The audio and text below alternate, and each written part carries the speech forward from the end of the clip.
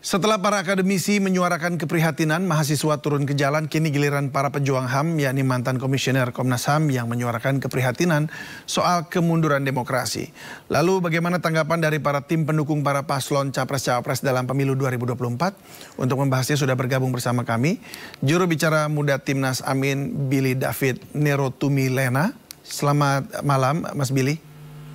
Selamat malam, Mas David. Ya, terima kasih sudah memenuhi undangan kami. Kemudian sudah hadir pula Wadir Hukum dan Advokasi TPN Ganjar Mahfud, Mas Abdul Aziz.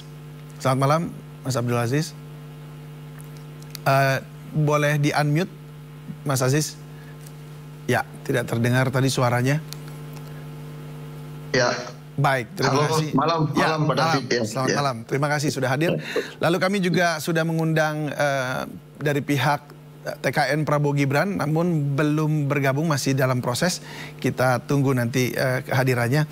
Nah, saya langsung saja sekarang ke Mas Aziz ya. Mas Aziz, ini terkait dengan suara dari para mantan pejuang HAM nih ya, dari Komnas HAM. Apakah memang Anda melihat atau Anda setuju dengan apa yang mereka katakan saat ini, bahwa demokrasi ini dan khususnya ditujukan kepada tadi Presiden Jokowi ya, bahwa ini sudah mundur sekali? Iya, saya kira lembaga selevel ya, Komisi Nasional Hak Asasi Manusia atau Komnas HAM, yang dipelopori beberapa mantan ketua umum Komnas HAM untuk menyuarakan soal problematika soal HAM ya. Tadi kita dengar juga, artinya mereka menyampaikan soal indeks pelanggaran hak asasi manusia dari lembaga yang punya kompeten untuk menilai itu. Ini sangat kalau kita melihat inisiatif dari mantan ketua Komnas HAM terhadap kondisi kebangsaan kita saat ini sudah, saya kira sudah sangat berat ya terhadap pengamatan dan proses penyelenggaraan pemerintahan, terkhusus soal pelanggaran-pelanggaran HAM di seputaran pelaksanaan Pilpres ini. Nah, saya kira kita juga memantau, karena ukuran kita demokrasi tidaknya atau tegaknya konsep negara hukum di Republik kita ini, salah satu adalah jaminan terhadap perlindungan hak asasi manusia. Kita melihat beberapa pelanggaran yang dilakukan seputaran tahapan Pilpres ini ya, yang diduga kuat adanya pelanggaran terhadap hak-hak kebebasan hak sipil, baik itu menyampaikan pendapat dalam proses Pilpres ini. Beberapa orang yang menyampaikan pendapat lalu kemudian dikriminalisasi, atau mungkin dalam tahapan proses Pilpres ini ada intimidasi terhadap hak-hak demokrasi rakyat, khususnya hak untuk memilih, dan itu dugaan itu dilakukan oleh kekuasaan ya, oleh pemerintahan yang sedang berlanjut, yang dipimpin oleh misalnya oleh presiden misalnya, dengan dugaan kuat atau indikasi kuat memanfaatkan aparatnya atau aparatur atau lembaga-lembaga negara yang punya kewenangan untuk melakukan pelaksanaan dalam proses tahapan Pilpres ini menurut kewenangan mereka, tapi itu dimanfaatkan untuk melakukan mempengaruhi hak-hak kebebasan masyarakat untuk menentukan hak pilih demokrasi atau pilihan mereka terhadap pencoblosan nanti. Nah, ini yang menjadi soal. Saya kira lebih spesifik, saya kira kita melihat dalam konteks ini adalah respon terhadap mantan-mantan ketua Komnas HAM ini sebagai suatu ukuran yang besar sekali di negara kita ini, bahwa selevel Komisi Nasional sebagai lembaga independen yang dibentuk oleh negara untuk mengkaji, menilai, dan melakukan investigasi terhadap pelanggaran, khususnya pelanggaran hak asasi manusia di Republik ini, ternyata hari ini atau beberapa hari ini mereka mengeluarkan semacam petisi atau mungkin pendapat merespon keadaan hak asasi manusia kita HAM di Republik ini. Baik. Ini yang saya kira sangat bahasanya kita mungkin sudah mau memasuki ini darurat HAM di Republik ini, sehingga selevel Komnas HAM aja berkumpul para petinggi-petinggi mantan-mantan ketua umum Komnas HAM untuk merespon kondisi hak asasi manusia kita di negeri ini. Demikian. Baik, kita juga sudah bergabung bersama kami, Mas Fahri Bahmid ya, Wakil Komandan Tim Hukum dan Advokasi TKN Prabowo Gibran. Selamat malam, Mas Fahri. Selamat malam, Mas. Iya, apakah Anda tadi sempat mengikuti apa yang disampaikan juga oleh Mas Aziz? Mohon maaf, saya baru sempat bergabung. Baru bergabung, baik. Ya. Baik, ini terkait dengan sejumlah mantan pimpinan Komnas HAM yang berkumpul menggelar konferensi pers terkait Pilpres 2024 yang menyoroti indeks hak asasi manusia Indonesia ini menurun menurut versi World Justice Project.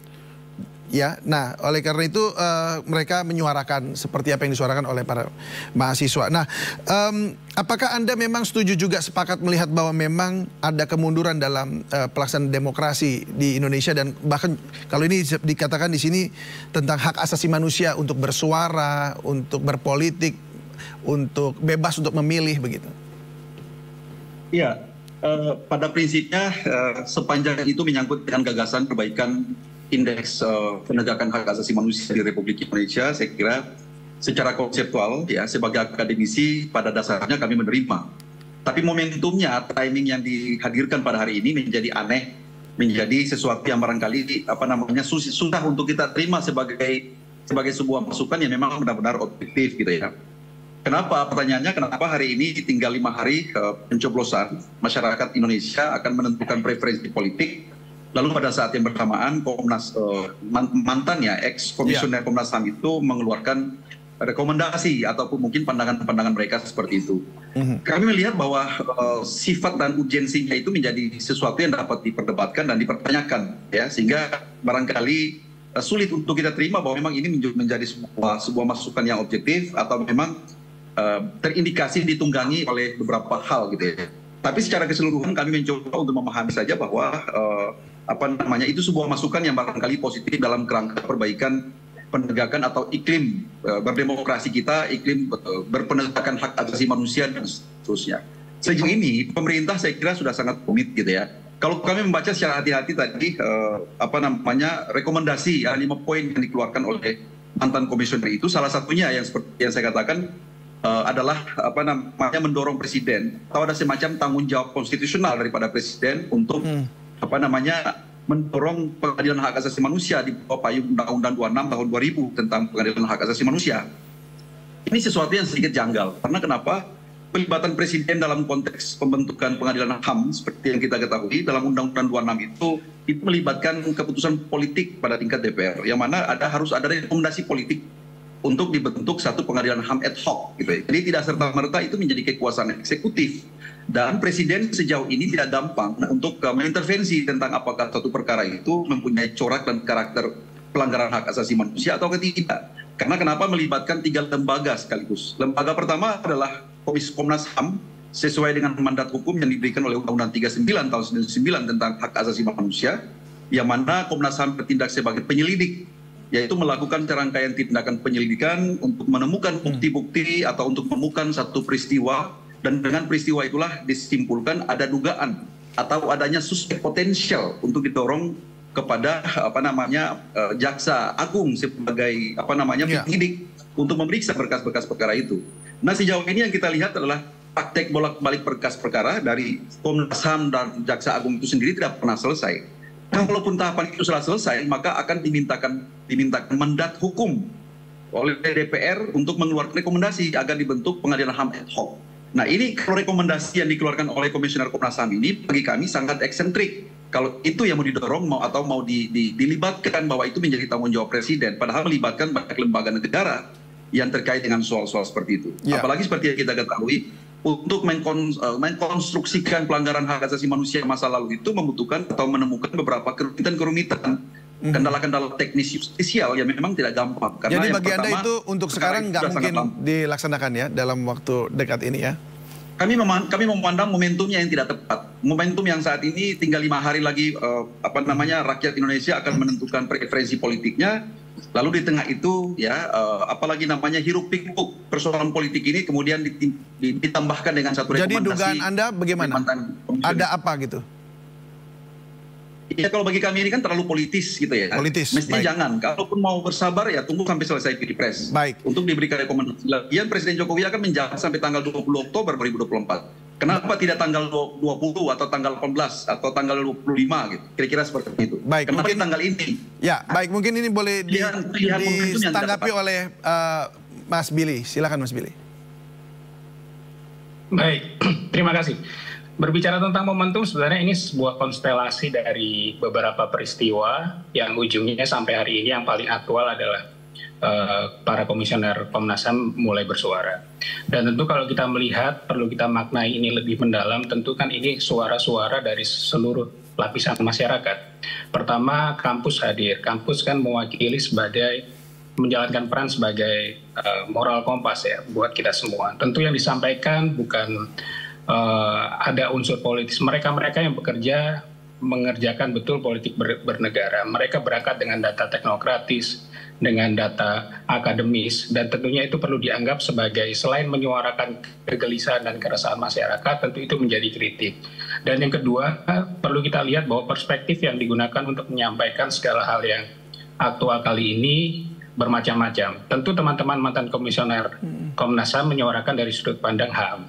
Dan tentu kalau kita menarik mundur lagi dari suara-suara yang disuarakan oleh berbagai macam guru besar dan juga kampus-kampus serta mahasiswa, tentu ada benang merah, yaitu tentang bagaimana etika misalkan. Bagaimana misalkan presiden harus menegakkan netralitas terhadap proses demokrasi. Dan kenapa momentum ini mendekati pemilu ya? Karena salah satu kritik yang disuarakan tentu berkaitan dengan proses pemilu yang akan dilaksanakan tanggal 14 Februari. Yang pertama berkaitan dengan pelanggaran etik oleh Ketua Mahkamah MK. Kemudian juga yang baru terjadi kemarin adalah bagaimana peringatan keras terhadap Ketua KPU dan jajaran pengurus KPU. Dan tentu kita melihat bukan momentumnya yang tidak tepat, tapi memang ini berkaitan bahwa pemilu yang akan kita laksanakan beberapa hari lagi berkaitan dengan segala kritik, segala pesan moral, segala masukan yang disampaikan oleh berbagai macam elemen masyarakat. Tentu kita perlu melihat ini secara objektif, bagaimana ketika kritik itu disampaikan, ada sanggahan ataupun ada pendapat dari penguasa sekarang yang sedang dikritik ini terhadap hal-hal yang disampaikan.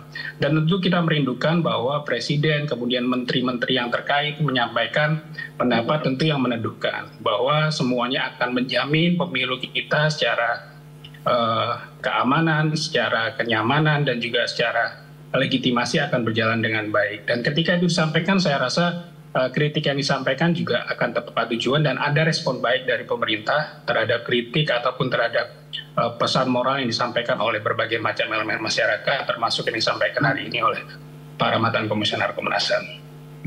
Demikian Mas Raffi. Ya, tapi bukankah memang kemudian juga Presiden dan mungkin Polri bahkan sudah berkata bahwa menjamin untuk netral begitu? Apakah itu masih artinya belum cukup untuk membuat semuanya jadi tenang bahwa oke, akan aman begitu? Tentu kita patut apresiasi apa yang disampaikan Presiden, Menteri Kepolisian, dan semua aparatur keamanan terkait. Tapi kita perlu mendalami ini bahwa yang disampaikan bukan hanya sekedar formalitas, bukan sekedar hal yang disampaikan untuk menjawab apa yang harusnya mereka kerjakan gitu. Jadi kita perlu melihat pertama peranan penting dari penyelenggara pemilu, KPU, Bawaslu, DKPP, bagaimana ketika kritik berkaitan dengan institusi mereka, tentu mereka harus lebih proaktif, bukan hanya mendengar dari laporan dari masing-masing paslon terhadap dugaan pelanggaran ataupun dugaan-dugaan terkait, termasuk juga peringatan keras dari DKPP kemarin, tapi kita perlu melihat proaktif yang lebih dalam dari para penyelenggara pemilu. Dan tentu yang kedua, kita sekali lagi memerlukan pernyataan-pernyataan ataupun himbauan-himbauan dari para penyelenggara kekuasaan, baik presiden, menteri yang terkait, pernyataan-pernyataan yang menedukkan, bukan malah pernyataan-pernyataan yang menimbulkan polemik baru. Dan tentu kita semua berharap bahwa pemilu nanti akan berjalan dengan baik, berjalan dengan aman, dan tentu itu memerlukan pernyataan-pernyataan mereka yang menenangkan masyarakat dan justru tidak menimbulkan polemik baru. Baik, saya ke Mas Aziz. Mas Aziz, ini apakah pernyataan saja cukup atau perlu sebuah tindakan konkret yang lebih nyata yang mungkin diinginkan oleh TPN Ganjar Mahfud? Ya, saya kira begini, saya sebelum menjawab ini saya melihat begini, ini kondisi soal demokrasi kita dalam tahapan pilpres ini kan dilihat kurang sehat. Jadi respon dari berbagai macam institusi baik perguruan tinggi, terakhir oleh mahasiswa maupun oleh Komnas HAM atau lembaga-lembaga civil society lainnya untuk menilai perjalanan kita tahapan pilpres ini kan kurang sehat. Pertama soal kita lihat tidak usah jauh-jauh. Kalau saya berpendapat begini, jangan kita juga punya kecenderungan dalam konteks politik dalam pilpres ini, mindset kita, paradigma kita jangan cenderung pada hal-hal yang praktis gitu. Jadi bukan saya tidak setuju tadi mengatakan ini kok momentum nanti pilpres baru beberapa institusi mungkin perguruan tinggi, lembaga-lembaga independen atau mungkin lembaga-lembaga civil society yang mengambil sikap terhadap kritik terhadap jalannya proses pilpres yang tidak demokratis ini bukan soal itu, tapi ini gerakan nilai. Saya lihat harus dilihat dari paradigma politik sebagai sains lah nilai ini. Kita melihat representasi begitu banyak secara masif perguruan tinggi menilai tentang jalannya demokrasi itu dalam proses pilpres ini. Ada dugaan-dugaan yang itu akan membungkam ya hak-hak sipil masyarakat terhadap hak berpolitik, kebebasan dalam memilih. Nah ini sebuah nilai yang harus kita pedomani, jangan dibunuh dengan bahasa yang dilihat dari perspektif politik itu sebagai hal yang praktis gitu, tapi harus nilai juga yang harus diperhatikan, nilai politiknya itu. Nah perjalanan proses tahapan ini yang saya kira itu yang kita harus lihat, karena ada lembaga-lembaga yang punya kewenangan dan secara struktural dalam negara ini punya kompetensi menilai soal itu. Saya kira selevel misalnya Komnas HAM yang saya kira bukan kita lihat hari ini kenapa baru mereka momentum ada apa, bukan soal itu, tapi soal kita melihat dugaan-dugaan pelanggaran HAM ya seputar pilpres ini. Kalau kita lihat berbagai kasus, adanya kriminalisasi, adanya pembungkaman hak-hak sipil terhadap dalam proses pilpres ini. Yang kedua soal bagaimana intimidasi dengan dibalut atau dibungkus dengan bantuan-bantuan ini, padahal itu tidak memberikan pendidikan politik secara sehat ya, dan itu membunuh kebebasan masyarakat atau kebebasan warga negara yang punya hak memilih, dan ini membunuh demokrasi. Nah kalau kita tarik dalam konteks HAM ini, misalnya saya lihat dugaan ya terhadap kasus misalnya bansos atau mungkin ada intimidasi lain. Ini cenderung kita melihat juga padahal kewajiban negara secara konstitusional dalam Undang-Undang Dasar 45 itu negara berkewajiban memelihara, melindungi dan menjaga hak asasi manusia.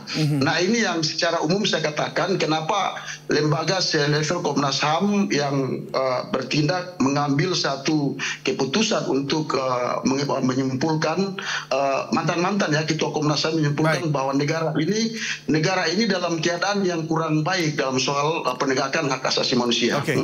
Baik, ini memang bukan hanya Komnas HAM, tapi ini juga artis juga ikut bersuara ya jelang pemilihan umum 14 Februari 2024. Cuitan Fedi Nuril di media sosial ini memancing komentar netizen. Fedi Nuril menyampaikan kritik pedas ke salah satu calon presiden yang diduga berkaitan dengan pelanggaran HAM.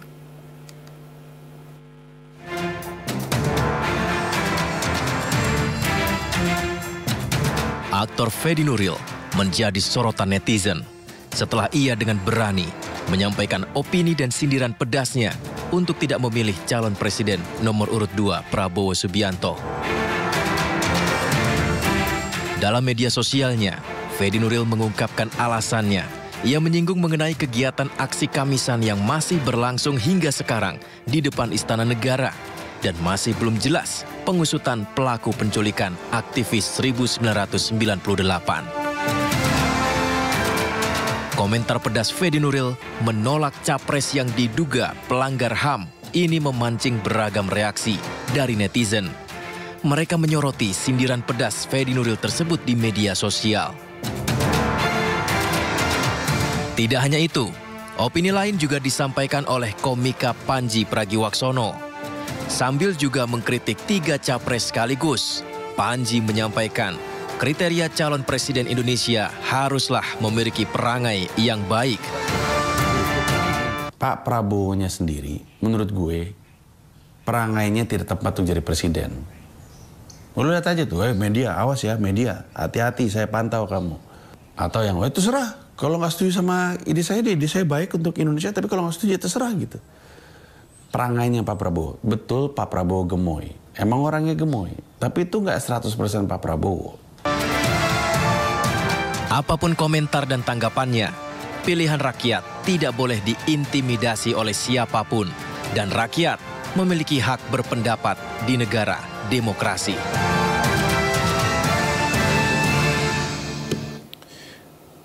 Baik, saya langsung kembali lagi ke Mas Fahri. Mas Fahri, gimana? Karena ini tadi dikatakan juga oleh Mas Aziz bahwa ini juga suara dari masyarakat, ini juga perlu didengar. Dan terakhir bahkan dari para artis ini juga kemudian menyinggung-nyinggung kembali nih soal pelanggaran HAM yang dilakukan oleh capres Anda. Bagaimana tanggapan Anda terkait hal ini? Apakah memang harus diusut sampai selesai, tuntas, atau bagaimana?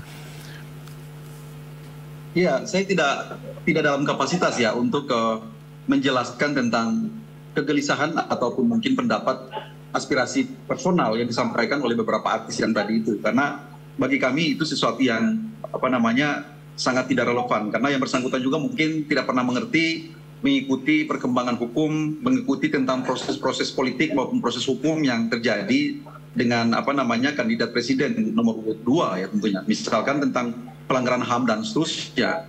Kalau kita ngomong seperti itu yang bersangkutan harus memahami dari aspek mana kita harus berbicara tentang persoalan itu.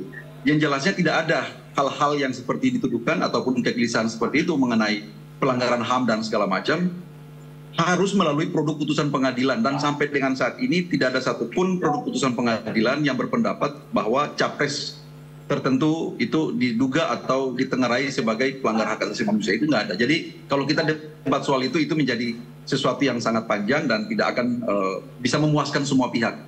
Itu aspirasi personal, silakan saja dengan pemahaman dan pengetahuannya, silahkan saja berpikir yang seperti itu. Tapi pada dasarnya bahwa calon presiden nomor urut 2 itu telah clear, telah selesai dengan soal-soal yang berkaitan dengan stigma yang seperti itu. Ini persoalan apalagi namanya siklus 5 tahunan yang sebenarnya tidak asing lagi bagi Pak Prabowo untuk selalu ditimpakan dengan isu-isu yang seperti itu. Tapi bagi kami itu sangat sesuatu yang sudah sangat usang gitu ya. Karena sampai dengan saat ini pun kalau kita mau meyakinkan orang bahwa yang berwenang atau yang mempunyai otoritas untuk mengatakan seseorang itu melakukan pelanggaran hukum dan tidak adalah pengadilan, maka susah untuk orang akan menerima. Jadi itu bagi saya itu sesuatu yang tidak perlu kita komentari terlalu panjang karena itu ranahnya hukum gitu ya, dan sampai dengan saat ini itu bersih menyangkut dengan soal itu. Nah, berbicara mengenai Komnas HAM, saya ingin katakan bahwa pernyataan ex-komisioner itu tidak otoritatif ya. Kenapa tidak otoritatif? Karena mereka itu bukan Komnas HAM. Jadi harus kita pisahkan antara bahasa atau suara Komnas HAM dan suara masyarakat biasa yang bukan lagi menjadi komisioner Komnas HAM. Jadi itu adalah pendapat dan aspirasi yang tidak otoritatif. Gitu. Bagi kami tidak otoritatif karena mereka adalah warga negara biasa yang bukan lagi mempunyai kapasitas tertentu dalam Komnas HAM itu sendiri. Jadi itu kita pandang sebagai aspirasi biasa saja. Ya, artinya tidak perlu direspon atau bagaimana? Ya, kita anggap sebagai sebuah diskursus gitu ya. Itu sebagai sebuah diskursus sah-sah saja. Jadi pasangan 02 itu tidak pernah alergi dengan berbagai masukan, pendapat, ataupun aspirasi yang berkembang di masyarakat. Karena pada hakikatnya kita mengelola demokrasi ya seperti ini. Banyak orang berpendapat yang sejalan, ada mungkin yang tidak sejalan. Tapi bahwa apakah yang tidak sejalan itu kita anggap sebagai sebuah masalah? Tidak. Kita menganggap bahwa itu adalah sebuah nutrisi, ya, sebuah masukan yang barangkali kita pertimbangkan dan kita melihat gitu, sejauh mana aspirasi itu punya relevansi dan punya tingkat rasionalitasnya gitu loh. Apakah itu cukup reasoningnya ataukah gimana? Nah, berkaitan dengan banyaknya aspirasi yang bermunculan di berbagai kampus, kami berkata begini, bahwa sebenarnya dunia kampus itu harus didorong ya untuk melakukan satu masukan-masukan yang sistemik. Kajian-kajian itu harus sistemik, harus berangkat dari satu produk analisis akademik yang betul-betul mendalam gitu. Jangan aspirasi itu cuma hanya menimpali sesuatu yang simptomatik gitu loh.